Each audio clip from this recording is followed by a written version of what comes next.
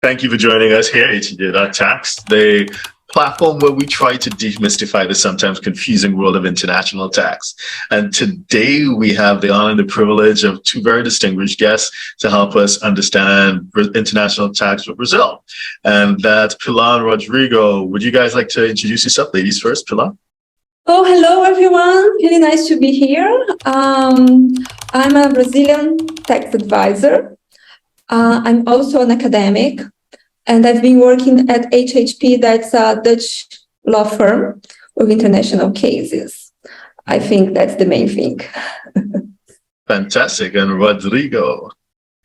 Hi, everyone. My name is Rodrigo. Thanks, Darren, for the invitation to be here. I'm a tax lawyer in Brazil. I'm a tax partner at Mota Fernandes. We are a law firm based in Rio, São Paulo, and Brasilia, the capital of Brazil. I'm also a tax professor here in Brazil. I teach tax law at the court here in Rio de Janeiro. We have a law school at the court, so I teach tax law for those who want to be judges here in Brazil. So basically, I have this experience acting as a tax lawyer and also as a tax professor here. Fantastic. In Brazil, do you have forced heirship laws? What we call forced heirship. So, for example, if someone passes away, if a patriarch of the father in the family passes away, by law, a certain part has to go to a spouse, a certain part have to go to kids by law, and it cannot be modified by a will. Does that exist? In fact, you can do a will in Brazil, okay, but in your will, you are only allowed to talk about 50% of your assets.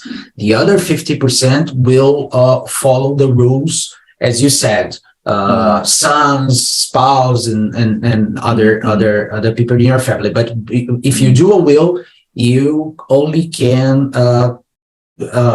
treat about 50% of your assets, total assets. So in order to circumvent that, if somebody wanted to circumvent that, that will go back to like company structures that you mentioned, like a corporate structure as a way to, yes. Yeah, for example, if you don't get along with your wife or you don't get along with your son and you want to control the way things happen, you'd probably use a corporate structure to get around that? Yes, you could create a company, but anyhow, they would receive part of the company. Right, so you still get caught in that. They would still receive part of the company. Okay. So it's a little hard to. All right. And we are Latin American people. In general, we love our family too much, and you want to be sorry, but in general, Latin American people, they are more attached to their families.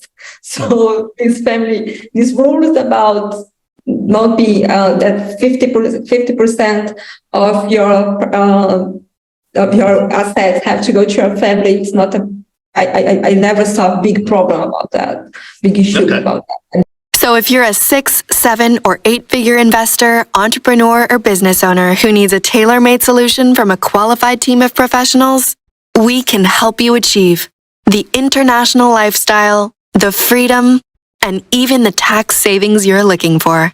Visit us at htj.tax and live that international life.